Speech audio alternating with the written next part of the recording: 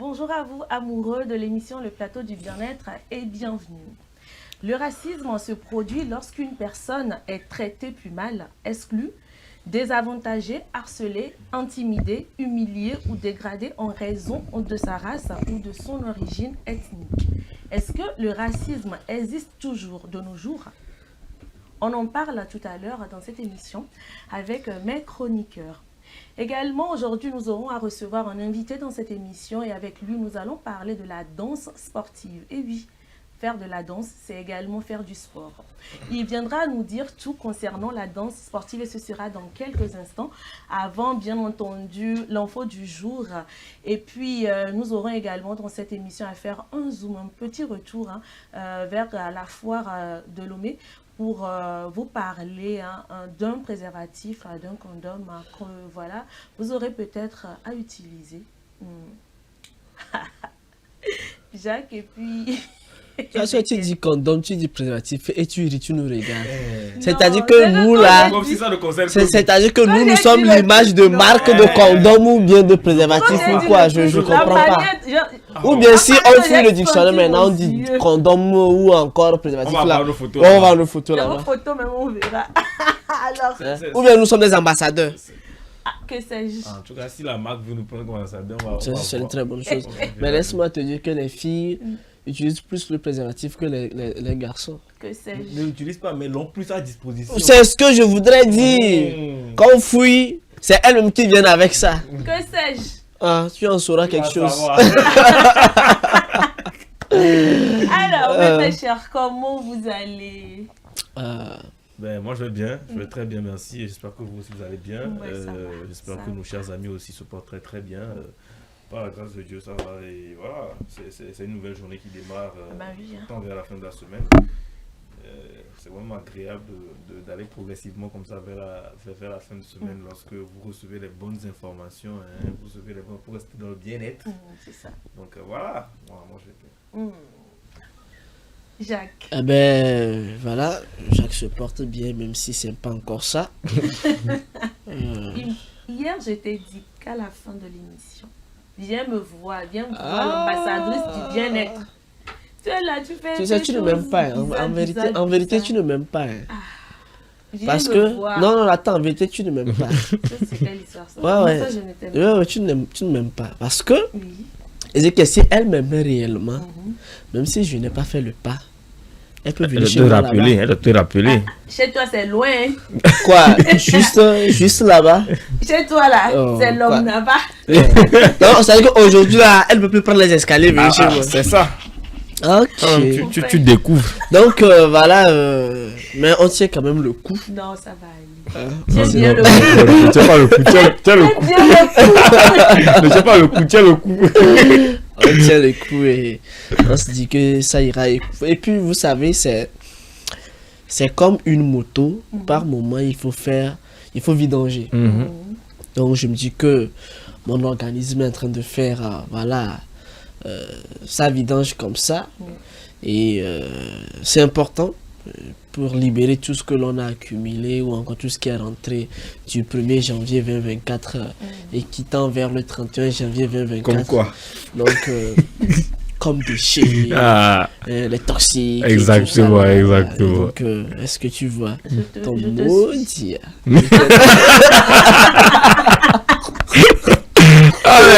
Petite question là. Attends. Petite question. Tu sais, il faut arriver à lire entre les lignes. C'est pas ça compris. En tout cas, je suis doucement, ça va aller. Yako. Je vous aurai. À partir de Yako, ça va aller. En tout cas, moi, je suis très ravie de vous retrouver en ce jeudi matin, vous deux sur ce plateau, surtout qu'on aura à discuter d'un sujet très, très sensible, d'un sujet très délicat également. Je le disais à l'entame de cette émission, aujourd'hui, nous allons parler dans la causerie du racisme. Alors, pour vous, est-ce que le racisme existe toujours? Si oui, quelle est votre opinion sur le sujet? Sinon, voilà. J'espère que nos chers téléspectateurs également sont prêts à nous suivre, à suivre nos avis par rapport au sujet. Qui se jette à l'eau? D'entrée de jeu, je pense qu'il est évident de dire que le racisme est l'un des problèmes qui tient sa source depuis la nuit des temps. C'est-à-dire que dès qu'on a connu la première différence, que ce soit de couleur ou encore de genre ou bien de race de personnes, parce que ça ne concerne pas que les blancs et les noirs, ça concerne aussi, bon, c'est vrai que les arabes sont blancs, mais c'est aussi une autre race de personnes qui a aussi subi le racisme. Donc dès que les Indiens aussi, dès que ces races-là ont été connues, eh bien il y a eu cette forme de ségrégation, de racisme, de discrimination, plus des blancs, il faut le dire, envers les noirs ou envers les Indiens ou les Arabes, parce que ce sont les races qui ont connu la traite des hommes. Donc je pense que voilà, c'est évident, ça saute aux yeux que le racisme est toujours présent dans les sociétés, que ce soit dans la vie de tous les jours, mais plus chez les Occidentaux, où nos frères noirs ou nos compatriotes, enfin pas nos compatriotes, mais nos amis indiens ou arabes sont présents massivement, parce que voilà, aujourd'hui tout le monde devient citoyen du monde, parce qu'on n'est plus sur place et il faut se déplacer parfois pour travailler, etc. Donc on se retrouve dans un environnement où on n'est pas forcément aimé des gens chez qui nous sommes. Donc je pense que tant qu'il y aura des personnes de races, de couleurs différentes qui vivront, mais je pense que le racisme sera plus ou moins malheureusement présent, parce qu'on n'est pas encore à l'heure où les mentalités changent réellement. Mais je ne dirais pas que ça vient que de là, ça vient aussi du fait que des personnes continuent à éduquer leurs enfants selon les anciennes ségrégations qui ont existé, notamment je veux pas attaquer une race particulièrement, parce que si on parle de blanc et de noir, directement on attaque les blancs qui sont racistes envers les noirs, mais ça peut être vice versa, ça peut aussi dans l'autre sens, même si c'est moins vu, c'est moins fait. Moi c'est rarement j'ai vu ça, mais c'est malheureusement parce que la mentalité ne change pas et qu'on est resté bloqué dans les siècles anciens, où on continue d'éduquer les enfants selon les anciennes ségrégations. On leur dit, tu sais, parce que lui il est de telle couleur ou il est de telle race, il est peut-être inférieur à toi sur certains niveaux, que ce soit intellectuellement, etc., ou encore sur d'autres sujets. Donc je pense que c'est ça aussi qui fait qu'aujourd'hui on n'arrive pas à stopper l'hémorragie du racisme dans le monde entier. Et voilà, malheureusement les enfants qui ne comprennent pas ça subissent un peu ce fléau là, et qui continue de donner un coup dur en tout cas aux races qui subissent le plus le racisme. Donc le racisme évidemment est présent. C'est vrai qu'on ne le voit pas à l'œil nu tous les jours, parce que voilà, quand tu n'es pas dans l'environnement précis où ça se passe, c'est pas évident de savoir que ça existe, mais ça existe bel et bien. Quand je prends le domaine du football par exemple, c'est parce que c'est montré à la télé, on sait aujourd'hui que ça existe, pas seulement que dans le domaine du foot, mais partout dans toutes les sociétés. Donc je pense que voilà, il faut continuer à sensibiliser, à en parler, pour que les gens sachent qu'effectivement il y a ce fléau qui continue d'exister, et voilà, de changer les mentalités au fur et à mesure que nous avançons. Sinon, si la même éducation est donnée que celle qu'on donnait en 1900, enfin en 1800, 1900, je pense qu'on va continuer toujours à vivre ce type de fléau-là très longtemps. Alors Jacques, pour toi, est-ce que le racisme existe toujours? Je dirais oui, le racisme existe, et plus encore sous plusieurs formes. Ezekiel a dit tout de suite que c'est quelque chose il se peut qu'on ne voit pas la chose à l'œil nu, mais ça existe. Et moi je dirais, on le voit aujourd'hui. En tout cas, peut-être ça dépend de comment est-ce que chacun conçoit la chose. Mais moi je me dis que aujourd'hui le racisme est comme l'ulcère ou encore une plaie qui gangrène nos sociétés. Je vais remonter un peu. Moi je dirais, le racisme n'existait pas.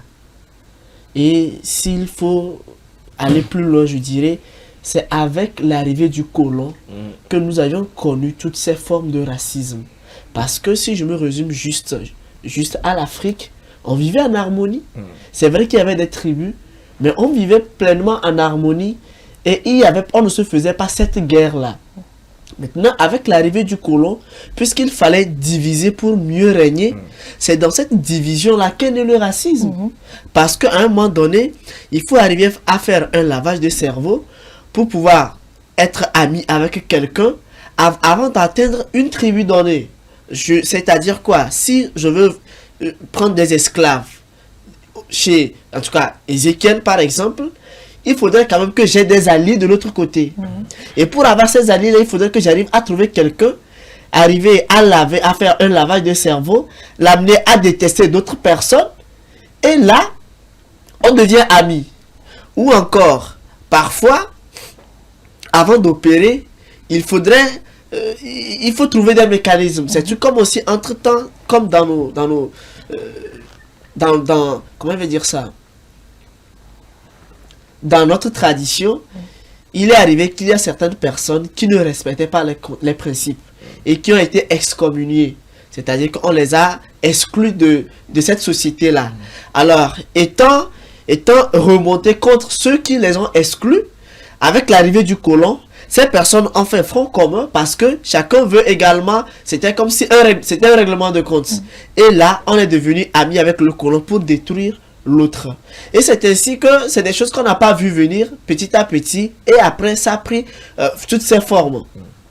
Aujourd'hui, quand on parle du racisme, c'est vrai que tout de suite nos idées vont sur la différence des couleurs de peau. On se dit il est blanc, il est arabe, il est ceci. Et Ézéchiel a su bien dire, c'est vrai que aujourd'hui même il y a ce problème avec les arabes qui ne se considèrent pas vraiment comme africains. Vous voyez, et il y a eu même des gens qui ont tenu des propos qui ont révolté plus d'un. Je me rappelle même lors des compétitions passées, il y a eu des propos qui ont révolté plus d'un. Sofiane Bouffal, qui avait déclaré qu'il dédiait une victoire, je pense, à tout son peuple blanc. Donc pas dire que c'était une déclaration pour dire que c'était pas une victoire pour l'Afrique noire quoi en réalité. Donc bon, vous voyez tout ça. Mais aujourd'hui, moi je vais dire le racisme qui fait beaucoup plus mal sur notre continent ou encore chez nous ici, je vais l'appeler racisme parce que j'ai dit tout de suite que ça existe sous plusieurs formes. Je vais plutôt parler de l'ethnocentrisme qui aujourd'hui ne dit pas son nom, mais ça existe. En tout cas, c'est que ça existe. Moi, je dis c'est une autre forme de racisme. C'est-à-dire que quoi, dans une maison, le papa vous dit de ne pas être ami, par exemple, avec les Kabyles ou encore chez nous, les Moba, on se marie entre nous, mais on n'est pas amis avec ceux-ci. Ou encore, on vous dira, ma fille, pourquoi tu es ami avec telle personne? Ou encore, mon garçon ne va pas jouer avec ceux-ci parce que, peut-être, s'il faut parcourir l'histoire, il y a un groupe de personnes qui ont été esclaves d'autres personnes. Ou encore parce qu'il y a eu problème entre deux entités qui ne se sont pas compris et automatiquement on déclare une guerre et on demande aussi aux enfants de ne pas être amis avec l'autre côté. Et c'est un sérieux problème qui va jusqu'à dans la religion, même dans les recherches d'emploi. Dans la religion également, on vous dira non, toi tu es protestant, tu es baptiste, tu es catholique. Non, tu ne dois pas être ceci, tu ne dois pas être ami avec ceci, tu ne dois pas épouser tel. Et ça crée des problèmes. Et aujourd'hui, Dieu seul sait combien de personnes sont victimes de cela. Récemment, j'ai lu sur une offre d'emploi. On dit il faut être âgé avoir son curriculum, avoir ceci. Et on dit être évangéliste né de nouveau. Tu serais un atout. Quel atout? C'est dans les critères. C'est ce qu'il me dit. C'est ce qu'il me dit. On avait même dit serait un atout. Ah, donc ça veut dire que on allait comprendre. On recrute ça exclusivement. Que les personnes évangéliques. Nouveau-né.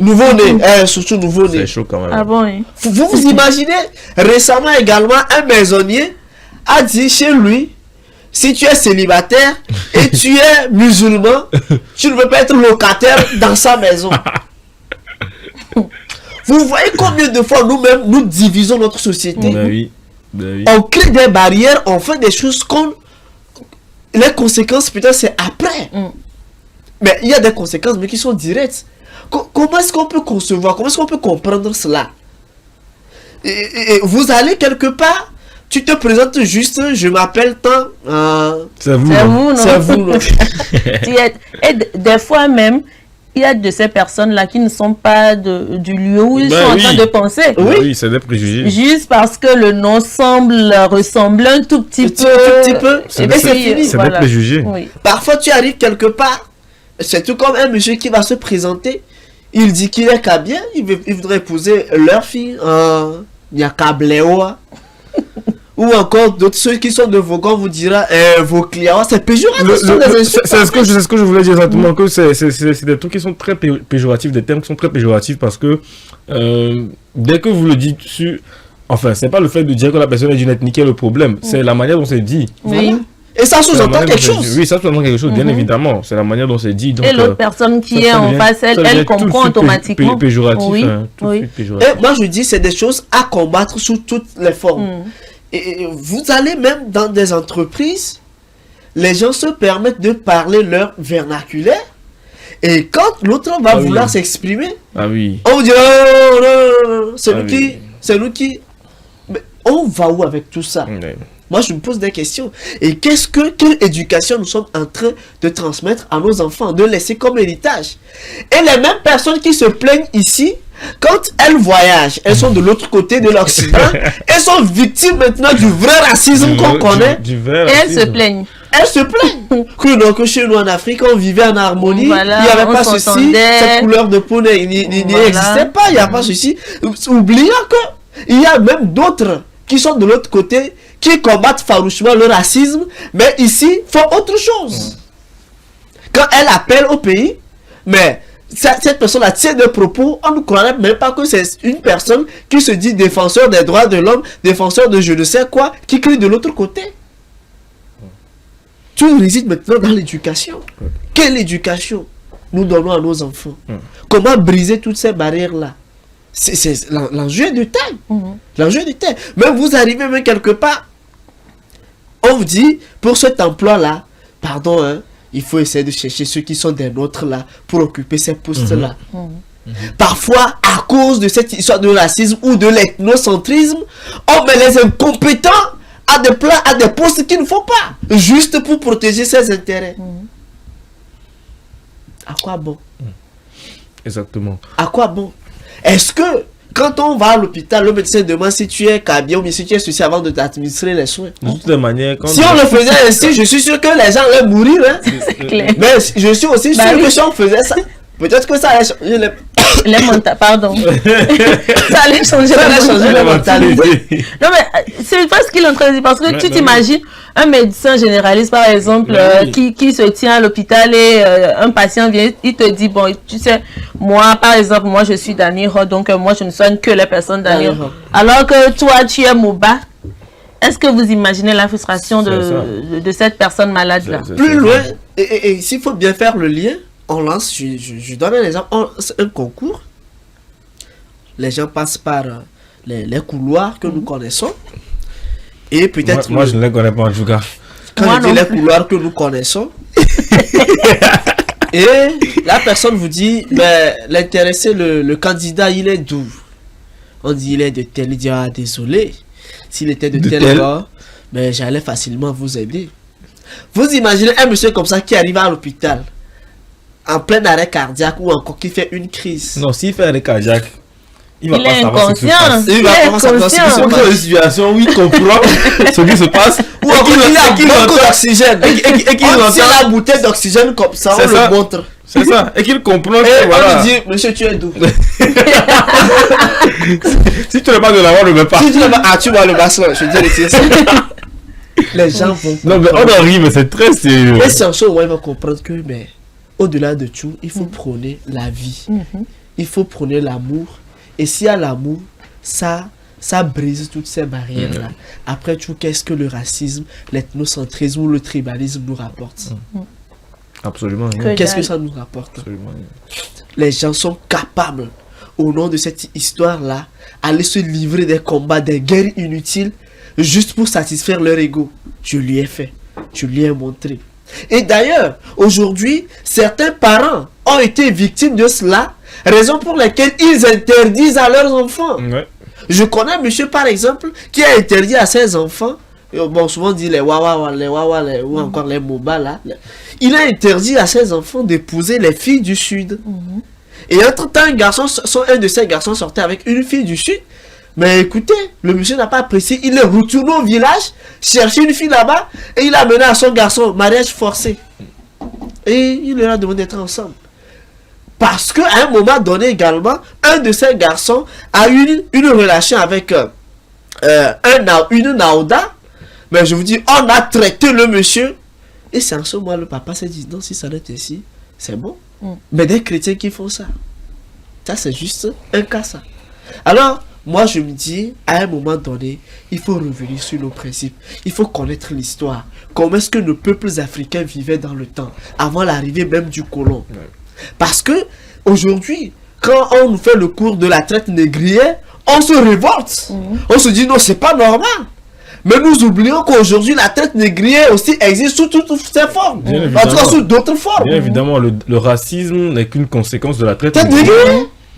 C'est une conséquence de la traite négrière, clairement. Il faut le comprendre. Et je pense que c'est aussi par manque de culture que parfois les gens refusent de le comprendre ou bien refusent de reconnaître que c'est ça. Parce que, voilà, on trouve absurde le fait de dire qu'aujourd'hui, qu'un noir n'est pas respecté par un blanc juste parce que c'est sa couleur de peau. Non, c'est parce que on a été traité d'être inférieur à la base, qu'on se dit, enfin, qui se sont dit qu'ils ne pouvaient pas vivre ensemble avec des gens qui sont inférieurs à eux. Vous voyez? Et je pense que c'est aussi un peu de la faute disons, je ne veux pas dire que des chefs, mais des chefs de tribus, des anciens siècles aussi. Parce qu'ils ont accepté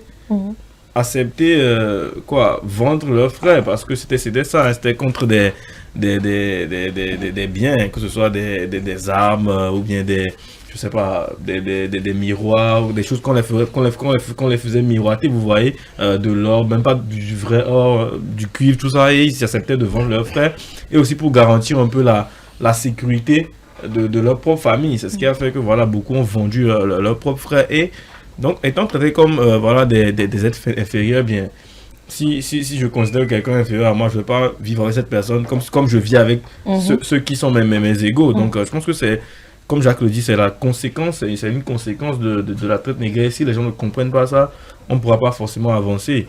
Et puis c'est une chose de vivre le racisme à travers les écrans ou d'apprendre que le racisme existe à travers les écrans. C'est une autre chose de la vivre en réalité. Parce que quand vous le vivez le racisme, c'est très dur. C'est très dur. De mon expérience personnelle, je l'ai vécu et c'était pas aussi... C'est vrai que sur le coup, je ne l'ai pas compris, mais quand je l'ai compris, mais j'ai ressassé beaucoup de choses. Et puis quand j'ai vu les circonstances qui sont survenues juste après ça, je me suis dit, mais c'est énorme de vivre un tel truc, c'est pas possible. Même si c'est quelqu'un d'autre qui le vivait, un enfant ou je sais pas, une autre race qui le vivait, mais c'est horrible. Je vous raconte un peu, c'est juste parce que j'étais dans un transport en commun dans un pays étranger. Et enfin, il y a des arrêts. Donc, à un arrêt, je rentre et il y avait une seule place de libre. Donc, je me suis assis à cette place-là. Et à côté de moi, un monsieur était assis aussi. Enfin, il était assis avant moi. Donc, m'étant assis, il ne descendait pas à cet arrêt-là. Mais m'étant assis à côté de lui, il s'est levé et il a préféré rester debout et tenir la barre de fer qui permet de ne pas subir les secousses du transport en commun en question. Sur le coup, j'ai pas compris. Moi, sur le coup, j'ai pas compris. Moi, je me suis dit, voilà, c'est quelqu'un qui est peut-être assis longtemps et qui veut se dégourdir un peu les jambes et qui veut rester debout. C'est quand un autre monsieur qui s'est assis à côté de moi, de la même race qui est à côté de moi, qui a commencé à me saluer, me parler, que j'ai compris en réalité que lui faisait de la psychologie pour que je ne subisse pas le racisme, en fait, que je viens de subir sans le savoir, parce que moi, je n'ai pas compris sur le coup. Et donc, c'est là, après du recul, que j'ai compris que c'était ça, en fait. Donc, quand vous le vivez sur le moment, parfois, vous n'allez pas le comprendre. Vous n'allez pas le comprendre, ça dépend des environnements dans lesquels vous le vivez, vous n'allez pas le comprendre. Et donc, ça m'a fait beaucoup réfléchir aussi. Je me suis dit que, bon, c'est surtout parce que, comme je l'ai dit, les mentalités ne changent pas et il faut vraiment évoluer vers ça. Et parfois, je me dis que c'est un peu de la faute des races qui subissent aussi. Parce qu'à chaque fois qu'on va accorder de l'importance et montrer que ce racisme-là nous blesse profondément, à chaque fois, ils vont trouver du plaisir à continuer à le faire aussi. Donc je pense que moins nous allons éprouver des émotions face à ça, moins ils vont continuer à le faire aussi, parce que dès qu'on va s'exprimer, c'est vrai, il faut sensibiliser, bien évidemment, mais ça dépend de comment est-ce que vous exprimez les émotions envers ce que vous subissez aussi. Donc je pense qu'il faut que les émotions soient propres à nous-mêmes pour que justement ces personnes-là comprennent que c'est vrai qu'on le subit, mais que de plus en plus on vit bien avec, quoi. Donc voilà, c'est ce que j'avais à ajouter. Et puis dernier truc pour finir, Jacques, moi je conseille à ceux qui ne savent pas grand chose de la tête négrière de regarder un film qui est un classique français qui s'appelle Casse Départ, réalisé, en tout cas tourné par Dijol et Fabrice Eboué. C'est un film très très intéressant pour votre propre culture. Essayez de regarder, vous allez vraiment apprendre beaucoup de choses sur la traite et puis le racisme en général. Et très rapidement, je vais toucher deux aspects. Vous rentrez quelque part, on vous dit oh, ton ami là il est d'où? On dit qu'il est d'Atapamé. Ah, les gens d'Atapamé, non. C'est pas la personne là-bas, tu vas. Tu es bien avec cette personne. Parce que peut-être la personne, celui qui dit ça, a été victime peut-être de quelque chose entre quelqu'un d'Atapamé. On considère tous ceux qui sont d'Atapamé comme des gens mauvais. Et on les traite d'une façon là. Oui, c'est la même chose quand quelqu'un se présente, on dit il sort avec une vie d'Anero. On dit oh, tu peux, les filles d'Anero, tu peux. Ouais. Tu vas où? Qui t'a conseillé, s'il te plaît, il faut rebrousser chemin. Maintenant, l'autre forme de racisme que nous-mêmes nous adulons, nous entretenons, c'est l'autre couleur de peau. C'est-à-dire quand un blanc vient chez nous, automatiquement, nous-mêmes nous mettons le blanc au-dessus. C'est ça. C'est exactement ça. Automatiquement, nous-mêmes nous mettons le blanc au-dessus et nous devenons la race inférieure. Mais comment est-ce que vous voulez que cette personne nous respecte? Elle nous dépasse en quoi? S'il y a quelque chose, on le fait ensemble et ça passe. C'est tout. Mais non, quand on voit un blanc en même temps, même parfois, on veut même céder son siège. Oui, on se sent automatiquement inférieur à la personne. On veut céder son siège. Oui. Et moi, ce qui me dérange le plus, c'est que quand je prends, je ne vais pas citer vous-même, vous savez, ceux qui tiennent les grands marchés, les supermarchés, vous les connaissez, les grands restaurants, nos frères qui travaillent là-bas, Dieu seul sait. Ben oui. Ouais, oui, Dieu seul sait. C'est vrai aussi. Les conditions dans lesquelles ces personnes travaillent, comment même on traite ces personnes, Dieu seul sait. Mais qu'est-ce que nous faisons? Et pourtant, ce sont les personnes qui détiennent en tout cas les pouvoirs de décision pour leur permettre pour leur donner l'autorisation d'ouvrir ces restaurants-là, qui leur font d'abord la coubette. Parce que lorsqu'ils observent cette coubette-là de l'autre côté, ils se disent, ah ben si lui de ce niveau, il fait tant de coubettes pour que je donne beaucoup d'argent et j'investisse ici, bah c'est que moi j'ai le droit de traiter ses frères comme je veux. Et donc voilà, ça part en vrille. Et là où moi ça me désole, c'est que entre nous-mêmes les négros, on se combat, on se fait des guerres juste pour plaire aux blancs. Et quand le blanc voit ça comme ça, il sait que, mais écoutez, même entre eux, l'équipe là, ils ne s'entendent pas. Mais facilement, il va flanquer. Ouais. Il s'immisce dedans et il vous traite aussi comme il veut. Et c'est ça. Comment se fait-il que on dise que bon, on cherche quelqu'un pour un travail, on dit le salaire est peut-être de 150 000. Le négro dit, non mais monsieur c'est trop. Juste pour quoi, un technicien de surface, que non, que c'est trop, qu'il faut lui donner 60 000. Que non, que 60 000 c'est déjà bon, que c'est assez. Mais quelle est cette mentalité là? on veut le bien de nos frères ou comment. Et finalement, c'est ce qui a été fait. On a tellement coupé. Oui. Mais ils pensaient qu'on allait faire ajout sur son salaire, on n'a pas fait ajout. Ouais, Jacques, c'est important que tu le dises. Il ne faut pas qu'on se limite seulement au racisme de race et de couleur. Bien évidemment, il faut que les gens comprennent aussi que ce n'est pas forcément la couleur qui va faire la différence, c'est aussi la mentalité qui va faire la différence. C'est aussi la manière dont vous traitez votre projet qui va faire la différence. Il faut que ce soit clair aussi, comme ça. Donc, ressaisissons-nous. J'avais fini. Ressaisissons-nous. En tout cas, il y a eu assez de choses qui ont été dites. Moi, je ne vais rien rajouter parce que ça va faire comme une tautologie. Une redondance. Merci beaucoup, les gars. Merci beaucoup pour vos avis sur ce sujet. Ce sujet qui est un sujet très phare, un sujet qui existe toujours, mais que les gens, malheureusement, franchement, il y a des personnes qui ferment les yeux sur certaines choses. Et aujourd'hui, j'espère que grâce à notre causerie de ce matin, les gens ont pu comprendre quelque chose et qu'on aura évité de faire certaines choses. C'est important.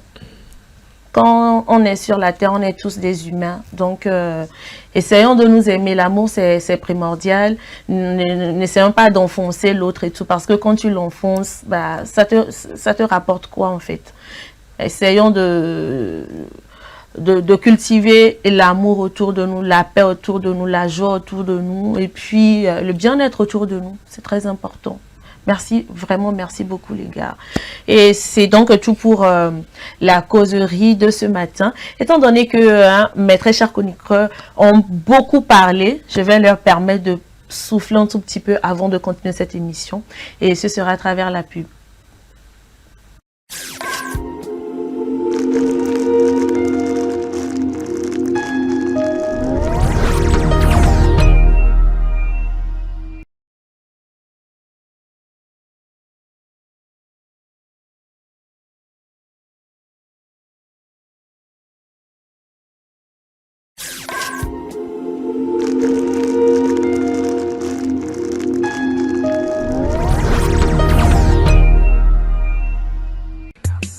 L'amour, c'est des hauts, c'est des bas. Et quand la femme dit non, c'est vraiment non. Mais rien ne vaut un petit cadeau pour raviver la flamme de l'amour. La femme se fait belle et sensuelle pour votre plaisir. Claudia Lingerie, nous disposons de toute une collection de sous-vêtements haut de gamme pour hommes, femmes et enfants à un bon prix. Soyez ceux qui portent des sous-vêtements confortables. Claudia Lingerie, nous sélectionnons pour vous de la lingerie fine de qualité pour sublimer vos soirées. Claudia Lingerie, sur la route d'Agbalépédo, juste à côté du monument Grand Œuf Blanc. Infoline 00228 97 01 03 03 0228 97 01 04 04. Claudia Lingerie, l'élégance à une adresse. M-Afrique, association internationale des médecins pour la promotion de la santé en Afrique, première ONG internationale d'origine africaine spécialisée dans les actions médico-chirurgicales humanitaires. M-Afrique, c'est la promotion de la santé et l'éducation pour tous en Afrique. M-Afrique est membre du Conseil économique, social et culturel de l'Union africaine, le COSOC UEA, également accrédité à le COSOC ONU. Les médecins de M-Afrique, présents en Afrique et en Occident, réalisent chaque année plus de 2500 opérations chirurgicales et 25 000 consultations médicales spécialisées gratuites en zone rurale et périurbaine en Afrique. M-Afrique, c'est la formation continue des acteurs de la santé, la recherche, les missions médico-chirurgicales, humanitaires, foraines gratuites, la lutte contre les maladies transmissibles et non transmissibles, la promotion de l'éducation pour la santé, le développement communautaire. M-Afrique, une nouvelle vision de la solidarité africaine. M-Afrique, c'est amener l'hôpital vers les populations rurales et vulnérables. Le 34e numéro de Dagon Magazine fait honneur à Dagan Dadede Theresia Massonia Hunlede, une des reines incontestées du journal parlé au Togo. La rubrique santé de ce numéro de Dagon Magazine nous parle de la variole du singe ou Mpox, ses modes de transmission, ses symptômes et sa prévention. La rubrique bien-être de son côté attire vivement notre attention sur les conséquences cachées des boissons alcoolisées. Dagan, c'est aussi plein d'autres rubriques pour prendre soin de notre santé. Dagan Magazine, le magazine de la femme togolaise pour la femme. Téléphone plus 228 70 86 44 44 70 26 60 60 Lomé, Togo.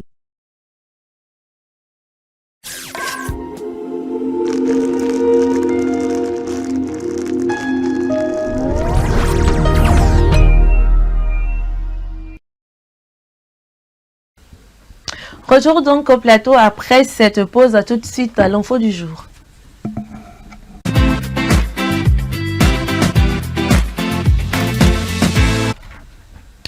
Le Nigeria lance un programme de vaccination contre le paludisme qui vise essentiellement les jeunes enfants avec une première dose administrée à l'âge de 5 mois.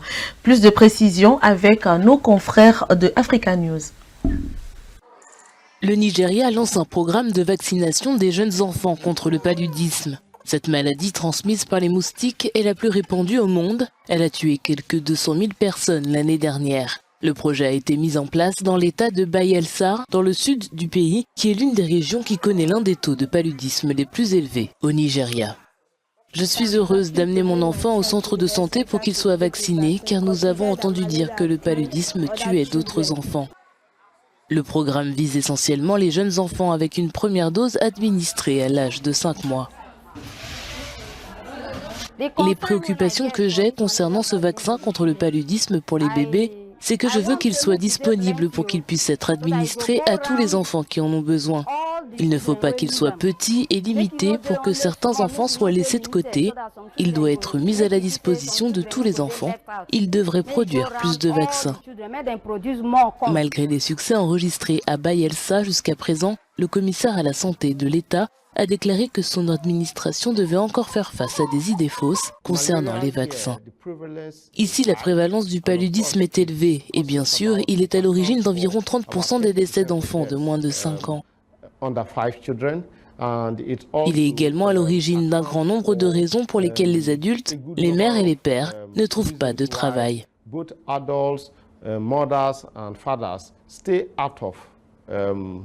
Les nourrissons, les enfants de moins de 5 ans, les femmes et les jeunes filles enceintes, les voyageurs et les personnes atteintes du VIH ou du sida courent un risque plus élevé d'infections graves. Voilà, c'était donc tout pour l'info du jour. Je vous le disais à l'entame de cette émission que nous allons retourner sur le site de la foire, même si la foire elle est finie. Et voilà, plateforme incontournable pour les échanges commerciaux. La Foire internationale de Lomé regroupe chaque année des exposants et des visiteurs nationaux comme internationaux. Et justement, Slam Condoms est l'un des distributeurs qui a exposé dans l'un des stands de la 19e foire de Lomé. Suivez.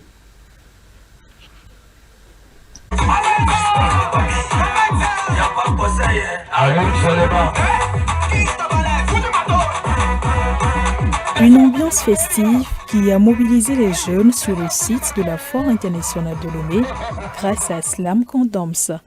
Plastifié en couleur rose et noire, Slam Condoms est un préservatif fabriqué en Thaïlande selon les normes les plus élevées des grandes entreprises. L'idée de concevoir ce préservatif date depuis des lustres selon les distributeurs de ce préservatif. In 1998, a friend called me, said he wanted to do a condom. En 1998, un ami m'a contacté et me disait qu'il voulait bien mettre en place un préservatif pour les jeunes. Moi, je travaillais pour une maison de production musicale et il m'avait donc sollicité pour l'aider. L'idée était de créer un préservatif qui plaise aux jeunes. Il a donc voulu le fabriquer avec des jeunes pour le commercialiser auprès des jeunes. Ce monsieur était auparavant designer pour le magazine Vogue en Amérique du Nord. Il avait donc beaucoup de compétences en design. Il a donc créé la marque autour de la musique, de la danse et de la culture jamaïcaine. Et maintenant, elle existe depuis 25 ans en Jamaïque et elle est représentée partout dans les Caraïbes. Nous avons deux marques. Ceci est Regular et celui-ci, c'est Goliath, qui est le plus grand, pour les grands hommes. Le Balthazar, pour la taille. This is Goliath. It's bigger for big men. It's the Balthazar model. Okay? L'utilisation correcte et régulière de Slam Condoms peut permettre de prévenir efficacement les infections sexuellement transmissibles, y compris l'infection au VIH et les grossesses non planifiées. Et pour corroborer tout ça, les distributeurs de ce préservatif ont mis en place une stratégie pour attirer les jeunes vers le produit. When we began, we used a dancehall female icon on our cover. Yeah? Her name is Carlene, the dancehall queen. Okay? Because she could attract the men. Quand nous avions commencé, nous avions utilisé une icône féminine de la danse jamaïcaine sur notre couverture. Son nom est Carlene, la reine de la danse, parce qu'elle pouvait attirer les hommes. Nous avons également utilisé l'un des meilleurs DJ, un DJ de son nom, Bébé Man, pour faire notre publicité, et il a même fait une chanson sur Slam, en utilisant notre slogan dans sa chanson. Ainsi, en utilisant de la musique et des icônes musicales, cela a attiré l'attention des jeunes et a incité ces derniers à utiliser des préservatifs. So by using music and music icons, it attracted the young people and made them use Slam condoms. Après 25 ans, les distributeurs de Slam Condoms ont déposé leurs valises en Afrique, notamment au Togo, et ils ont choisi la chaîne de télévision 100% santé SOS Doctor TV pour un but précis. We always think that we are a company for saving lives. So nous pensons toujours que nous sommes une entreprise qui sauve les vies. Et SOS Doctor TV sauve également des vies.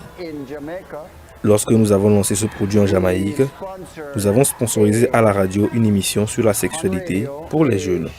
Nous considérons donc que vous avez des programmes d'émission sur votre chaîne qui font la promotion de la sexualité de manière positive.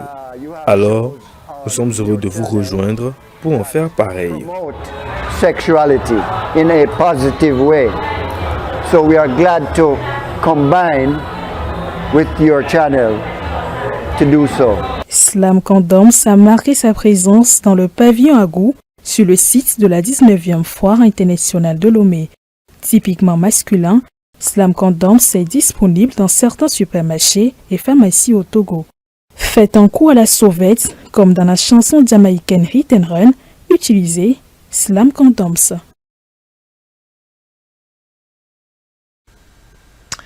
Voilà, Slam Condoms, hein. C'est un reportage de Flora là et de Paul Sou. Alors dis-moi, pourquoi je me regarde? C'est la question que je vais te poser. Pourquoi tu vas m'intimider? Il faut poser la question aux bonnes personnes. C'est qui la bonne personne? Est-ce que tu sais ce que je m'apprête à te demander? Je sais. Bon, je me retourne ici. Pourquoi? Comment ça? Aïe! Donc, vous ne voulez pas parler. Moi, je me dis que c'est une bonne Qui est nouvelle. Balthazar ici? Que sais-je? Non, c'est la question que tu voulais poser. Non.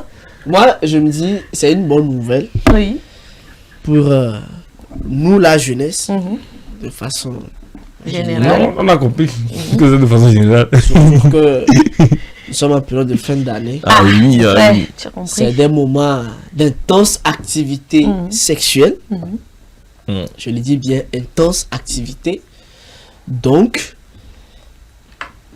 on doit se protéger. On doit se protéger parce que parfois, quand on prend juste un verre, on ne se contrôle plus. Oui.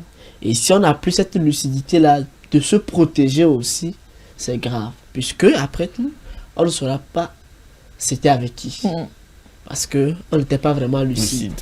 Donc, il est vraiment important de se protéger. Et si de jour en jour, on a de telles découvertes, de telles, en tout cas, fabrications qui vont nous amener à trouver, en tout cas, de la protection à moindre coût et partout, je me dis que c'est bien. C'est bien parce que en espace de 1 minute seulement, notre vie peut quitter d'un point A à un point B. Ouais.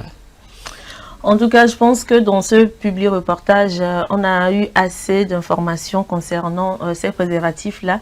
Et comme Jacques l'a dit, il faudrait vraiment attirer l'attention des jeunes sur l'utilisation de ces préservatifs pour éviter les infections sexuellement transmissibles, pour éviter les grossesses non désirées.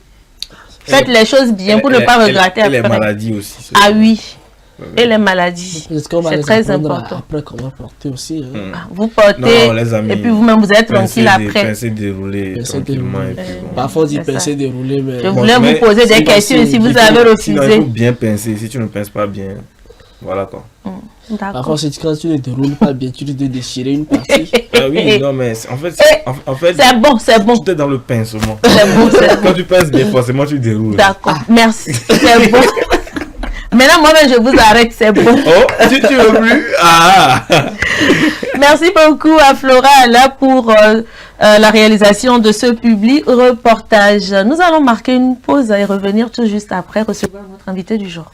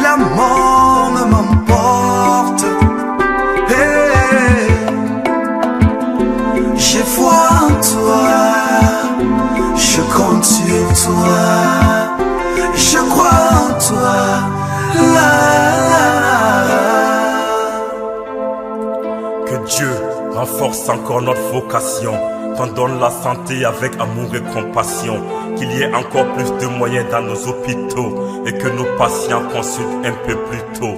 Nos cœurs ont parlé lors du serment d'Hippocrate, mais certaines situations rendent philosophes comme Socrate.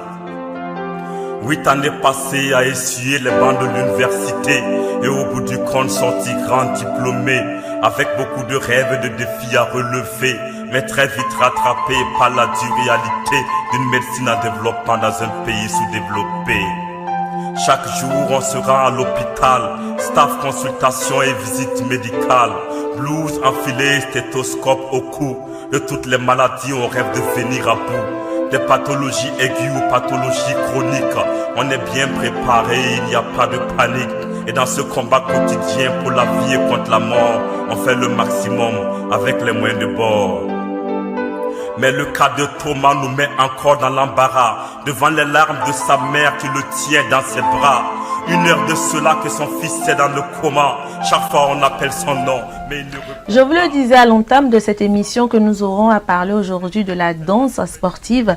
Et ce sera avec Monsieur Peter Akaglé. Il est coach sportif et ambassadeur Djembel Danse au Togo. Alors, bonjour Monsieur Peter et bienvenue encore une fois dans l'émission Le Plateau du Bien-être. C'est votre 2e passage, si je ne me trompe pas. Oui, vraiment. Merci d'être encore là. Oui, j'espère bonjour, que vous allez bien. Je vais bien. Bonjour Blandine, bonjour Ezekiel. Bonjour. Vraiment, je suis fier de tous les mots. Bonjour aussi aux téléspectateurs. Aujourd'hui, je suis sur le plateau SOS TV. SOS Docteur TV. Docteur TV, oui. Merci. Et ça fait vraiment plaisir que je sois encore là pour la 2e fois. En tout cas, ce n'est pas prêt de finir. Hein? Alors, d'entrée de jeu, c'est quoi la danse sportive? Ok. La danse, d'abord, vous savez, tout le monde danse à la maison. Et nous allons seulement parler un peu de la danse et du sport. La danse, déjà, c'est un ensemble de mouvements du corps rythmé sur une danse ou une musique donnée. Et je peux dire que le sport, déjà, il faut développer des activités physiques qui te fait travailler le corps. Donc, quand vous dansez, vous faites immédiatement du sport. C'est-à-dire vous développez des activités physiques. Et ça vous fait suer. Ça, je ne peux pas mentir. Donc, nous avons rassemblé la danse et le sport en salle de sport pour pouvoir aider les gens à mieux faire du sport. Donc, je peux dire en globalité, la danse, c'est un mélange de la danse. Et la danse sportive, c'est un mélange de la danse et du sport. Alors, pour d'autres, d'autres ne considèrent pas ça comme du sport parce que pour eux, le sport, c'est plus aller se muscler, faire les poulies, etc. Tout ça. Mais est-ce que c'est vraiment un sport que vous conseillez réellement aux gens qui forcément n'ont pas encore l'aptitude d'aller pousser à la salle fort, de faire de la musculation, tout ça? Oui, et c'est ce que je dis. La danse sportive est différente de la danse simple. De la danse simple. Voilà. Parce que nous faisons la danse, il y a la danse urbaine. Vous voyez, il y a la danse urbaine que les gens font, vous voyez, les danseurs de tout et autres. Ce qu'on fait généralement dans les bars, dans les boîtes de nuit. Maintenant, et quand nous sommes dans la salle de sport, nous pouvons faire une danse à une personne qui est âgée de 70 et qui est âgée de 70, 80. Donc, il y a des pas spécifiques que nous menons, nous donnons aux participants de pouvoir faire et travailler son corps. Donc c'est un peu une petite différence. C'est de ne pas venir à la salle de sport et venir se muscler, non. Mais c'est faire des mouvements, c'est comme du fitness. Donc il y a du fitness et la musculation. Donc il y a une différence. Intéressant. Alors, quelle est la danse qui est la plus sportive? Si je peux le dire, aujourd'hui, me voyez, je ne sais pas si je peux tourner. Et on a écrit quelque chose derrière moi. Le djembel. Le djembel. Je suis ambassadeur djembel au Togo. Et c'est un concept. Aujourd'hui, je peux le dire parce que nous avons, vous savez, il y a Zumba. Donc, la danse la plus sportive, moi, je vais plutôt parler de notre concept en Afrique. C'est le djembel. Le djembel dance, c'est une sonorité, c'est une danse du bien-être qui se base sur les sonorités africaines. C'est différent de la Zumba. La Zumba, c'est latino. Vous allez voir, c'est sur les musiques latines. Amérique du Sud. C'est ça. Donc, moi, je vais plus parler de djembel parce que c'est la danse la plus sportive que nous faisons, que nous mettons dans les salles de sport aujourd'hui. C'est un peu un concurrent de la Zumba. Mais nous allons toujours ensemble. Alors pourquoi elle est considérée comme en tout cas la meilleure danse ou la plus difficile aujourd'hui ou la plus sportive, je dirais? Bon, si je peux, je dirais il n'y a pas de danse difficile ou ni facile. Donc, par exemple, je vais prendre notre concept, comment nous faisons dans la salle de sport. Il y a le coach qui est là, qui a un cours à donner sur 1 heure de temps. Dans le cours, elle met sur plusieurs chansons, plusieurs styles de danse que nous combinons sur 1 heure. Par exemple, je peux commencer un cours, je mets sur 10 secondes, 10 minutes ou 5 minutes et je mets du slow. C'est pour vous dire que vraiment il n'y a pas de danse ni difficile. Ça dépend du coach qui met qui mène la danse ou qui mène le cours aux participants. Donc, sur les 1 heure, par exemple, sur les 1 heure, il y a les 5 secondes, les 5 minutes qui sont là, je mets du slow. Et après, je fais un échauffement avec une chanson de Guetta. Guetta, vous voyez, vous connaissez le Guetta. Non, ce sont les styles de danse que nous rassemblons pour faire un cours en salle de sport. Quelque chose qui devient une danse sportive. Donc, et nous pouvons juste finir avec les 15 minutes et ajouter encore, changer, on peut mettre du dombolo. Dombolo, nous allons faire du dombolo, mais ça serait des petits pas de base pour pouvoir donner l'engouement à la personne de pouvoir travailler. Vers la fin du cours, c'est toujours dans les 1 heure. Vers la fin du cours, on peut se relaxer, mettre quoi? De R&B et de la kizomba. pour juste faire du stretching. Et relâcher le corps, faire des étirements, etc. Donc, c'est toutes ces globalités qui font la danse sportive. Alors, quels sont les... Donc, je peux dire, en globalité, il n'y a même pas de danse difficile. Ça, on dit que, disons que ça, ce sont plusieurs danses qui varient au fur et à mesure que le rythme évolue et change. Ezekiel, si tu permets, même avant de poser ta question, quelle est la tranche d'âge? Parce que vous avez parlé tout à l'heure de 70 ans. Est-ce que c'est uniquement les personnes âgées qui peuvent se permettre de faire la danse sportive ou bien tout type de personnes, genre ça peut être un enfant, ça peut être un adolescent, ça peut être une personne adulte. Bon, quelle est la tranche d'âge qui peut se donner à la danse sportive? Je pense que c'est à partir de 3 ans, 4 ans déjà. Parce que dans nos concepts, nous avons le Djembel Kid pour les enfants. Donc, et aussi pour les adultes. Donc, le Djembel Kid, il doit y avoir un coach spécifique qui est formé pour ça, pour pouvoir entraîner les enfants sur certains pas. Parce qu'il y a certains pas qui ne sont pas tellement... Il faut faire ça comme si c'est un enfant qui est en train de danser. Donc, et à partir de 4 ans, déjà, tu peux commencer jusqu'à 70 ans. Maintenant, 70 ans, je pense que ça serait un peu plus compliqué parce qu'il y a d'autres qui n'arrivent pas. Aujourd'hui, avec nos maladies qui sont là, la personne peut s'asseoir, même faire des mouvements de danse. Donc, jusqu'à 70 ans, 80, c'est possible. L'essentiel, c'est de continuer à bouger, de faire bouger un peu le corps. Effectivement. C'est très important. Alors, quels sont les bienfaits santé qu'une personne peut ressentir lorsque, laissons la tranche d'âge qui peut-être n'est plus très mobile ou la tranche d'âge qui est encore jeune, mais la tranche d'âge active, quel bienfait la personne peut vraiment ressentir sur la santé, bien évidemment, lorsqu'elle pratique la danse sportive ou bien même le djembel tout simplement? C'est ça.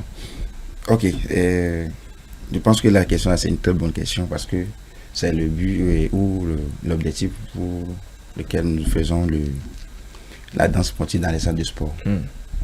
Tout d'abord, c'est avoir le cardio. D'abord, la danse, quand nous faisons la danse, ça nous fait écouter des bonnes sonorités. Déjà, quand tu es là, tu écoutes la chanson, ça te fait quoi? Ça détend. Ça détend. Donc, c'est déjà un bienfait. Ça te distresse. Maintenant, on te met à l'œuvre, tu danses. Il y a peut-être le coach qui est devant toi et tu es derrière. Et les mouvements qui vont de 1, 2, 3, 4. Maintenant, ça te fait réfléchir. C'est-à-dire que tu es là, tu danses, mais ça te fait réfléchir le ménage. Donc, en même temps, quand tu réfléchis, tu fais des mouvements de va-et-vient, devant, derrière. Des petits sauts. Ça travaille déjà ton cœur. Donc, c'est le cardio. Le bienfait, c'est ça fait le cardio. Donc, c'est pour ceux qui n'ont pas assez de souffle, quand vous faites la danse, ça va. C'est sur des rythmes. Donc, c'est pourquoi nous avons mis dans les salles de sport au moins 45 minutes de danse, non-stop. Et les autres, les 15 minutes qui restent, on présente pour faire le stretching. Donc, le bienfait, le cardio, nous travaillons le cardio, nous travaillons le corps, nous suons, dans nos suées, ça déstresse. Et ça fait du bien avec les sonorités, les chansons que nous avons, que nous écoutons. Je pense que c'est ce que la danse sportive fait. Et ça crée beaucoup de choses en toi. Si tu as des problèmes, peut-être à la maison et au service, c'est le lieu où tu viens te détendre, tu danses, tu fais tout ce que tu veux. En même temps, ça te fait, tu transpires. Alors, dis-moi, ce que je comprends, c'est que c'est vrai, la Zumba est très connue, mais aujourd'hui, le coach conseille vraiment d'aller plus vers le djembel, qui rejoint un peu aussi nos danses un peu africaines, traditionnelles aussi. Donc, voilà, c'est quand même intéressant. C'est vrai que moi, j'ai vu assister à quelques événements sportifs où il y avait du djembel. C'est très intéressant. Et lorsque c'est fait en groupe et que c'est synchronisé, c'est très joli à voir aussi. Donc voilà, je pense que nos amis amoureux du plateau du bien-être devraient s'y essayer. En tout cas, commencez, peut-être que vous me verrez là-bas. Je dis ça, je dis rien. Oui, tout le monde sait que courir, faire des activités intenses, c'est difficile pour moi personnellement. Ce que je faisais, c'était la marche. Mais maintenant, je vais commencer le djembel. Oui, ça c'est peut-être bien arrivé alors. Moi, je conseille beaucoup, je conseille les gens de faire là-dedans parce que Et il y a une grande différence. Quand on te dit de courir, tu suis le terrain. Vous allez remarquer, les gens mettent des casques même pour courir, mais c'est pas ça. Quand tu cours, tu viens, tu t'arrêtes. Je m'arrête devant toi et je dis, bon, mon gars, on va bouger un peu. Suis-moi comme ça. La personne va commencer sans se dire qu'il a couru au moins 1 heure de temps. Il va continuer la danse au moins sur 1h30, 2 heures de temps. C'est vrai. Parce qu'il commence à avoir la joie en lui. Le rythme dans le corps et puis ça va avec. C'est ça. Il se sent même pas qu'il est en train de faire de l'activité physique, du sport. C'est ça. Donc, jusqu'à la fin, clairement, hein, on finit de dire, madame, monsieur, c'est bon. Déjà, on continue. C'est vrai. Il faut le dire, c'est chiant de courir pendant 1 heure de temps. Même si tu as la musique dans les oreilles, c'est vraiment chiant. Mais quand tu fais la danse, tu s'amuses et puis tu fais du sport en même temps. Voilà, ça fait du bien, quoi. Alors, monsieur Peter, ce fut un réel plaisir de vous avoir reçu sur ce plateau. Alors, avant de vous laisser, est-ce que vous aurez un dernier conseil à donner à nos chers téléspectateurs, surtout amoureux du sport? Oui. Ce que je dirais, en tant que coach, je salue d'abord tous les coachs de Lomé, tous les coachs Djembel de Lomé, parce que nous avons Djembel à Mouni Signature, dans 3 salles aussi ici. En tant que moi, je suis formateur aussi en Djembel. Nous avons notre siège en France. Donc, je vais profiter pour aussi le remercier, notre président fondateur Djembel en France. Il est franco-togolais. Donc, c'est un Togolais qui a créé Djembel au Togo. Donc, un coucou aussi à lui. Je salue tous les coachs. Ce que je peux dire concernant la danse sportive, je vais conseiller aux gens de pratiquer plus la danse sportive dans les salles, c'est-à-dire le Djembel dance. Et parce que c'est une danse qui donne beaucoup de cardio et qui permet de faire des mouvements, qui permet en même temps, quand tu es déjà derrière le coach, qui te suit, tu réfléchis, tu fais des bons mouvements et ça te permet d'écouter les bonnes musiques du monde. Merci. Merci beaucoup, monsieur Peter Akagboué. Je rappelle que vous êtes coach sportif et ambassadeur Djembel Danse au Togo. Avec vous, nous avons parlé de la danse sportive. Merci d'être passé dans cette émission pour nous donner toutes ces informations concernant la danse sportive. Ezekiel, je te dis également merci de m'avoir accompagné. Plaisir, comme toujours. Merci également à Jacques de l'autre côté. Merci à l'équipe technique qui nous a accompagnés en ce jeudi matin. Eh bien, très chers téléspectateurs, vous l'aurez compris, le plateau du bien-être, c'est fini pour aujourd'hui. On se donne rendez-vous demain matin pour un tout nouveau numéro. D'ici là, portez-vous bien et surtout, prenez soin de vous. C'est important. Au revoir.